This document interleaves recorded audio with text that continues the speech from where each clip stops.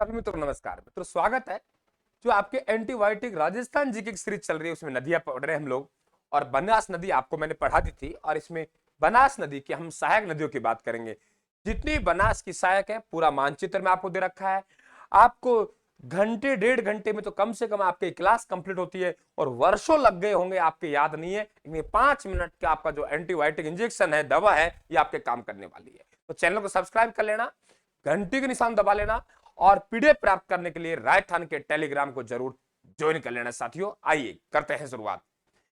ये आपकी बनास नदी और मैंने बहुत अच्छी तरीके से आपको बनास नदी पढ़ाया हुआ है कि बनास नदी का उद्गम खमनोर की पहाड़ियां राजसमंद से, उसके बाद चित्तौड़गढ़, उसके बाद भीलवाड़ा, उसके बाद अजमेर, उसके बाद टोंक, टोंक के बाद सवाई माधोपुर और सवाई माधोपुर में चंबल आपके बनास सीप के साथ क्या बनाती है, त्रिवेणी संगम बनाती है। तो इसमें हम लोग सबसे पहले बात करें तो एक नदी आती है बेड़च। मैंने बहुत अच्छी तरीके से आपको समझा रखा है पिछला आपका एंटीबायोटिक। बेड़च नदी का उद्गम आपके गोगुंदा की पहाड़ियों से होता है।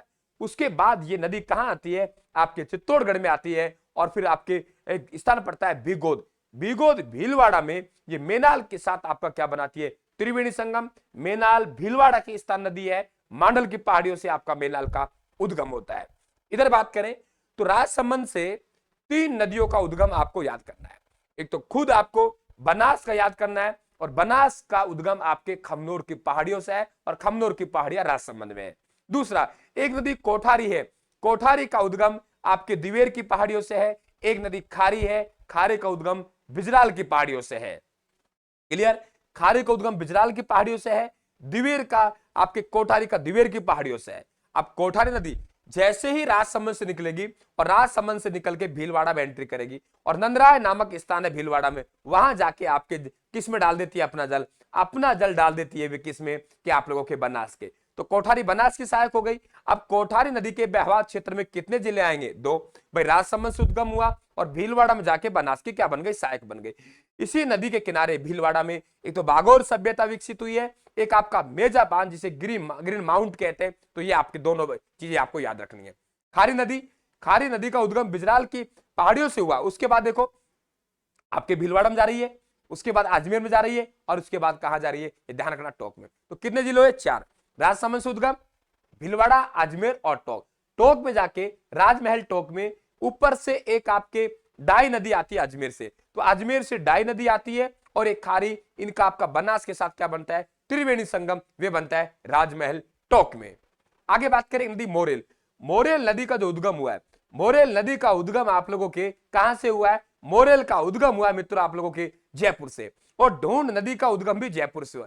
दोनों नदियां एक साथ चले, लेकिन दौसा में आके ढूंढ नदी ने अपना जल मोरेल से दे दिया कि तू ले जा और सवाई माधोपुर में जाके बनास में डाल देना। इसका मतलब मोरेल नदी तो 3 जिलों में बहेगी, जयपुर, दौसा, सवाई माधोपुर। ढूंढ नदी केवल 2 जिलों में है, जयपुर और दौसा। मोरेल आपके किसकी सहायक हो गई, बनास की, लेकिन ढूंढ किसकी सहायक हो गई, मोरेल की हो गई। ध्यान रख रहे हैं आप लोग। और यहीं पर क्या कहा मैंने, यहीं पर आपका एक बांध बना हुआ है कि आपके मोरेल बांध सवाई माधोपुर में मोरेल नदी पर बना हुआ है। सवाई माधोपुर में एक बांध और है, ईशरदा बांध, लेकिन वे ईशरदा बांध है वे आपके कहां है, सवाई माधोपुर, लेकिन बनास पर है। मोरेल बांध मोरेल नदी पर है सवाई माधोपुर में।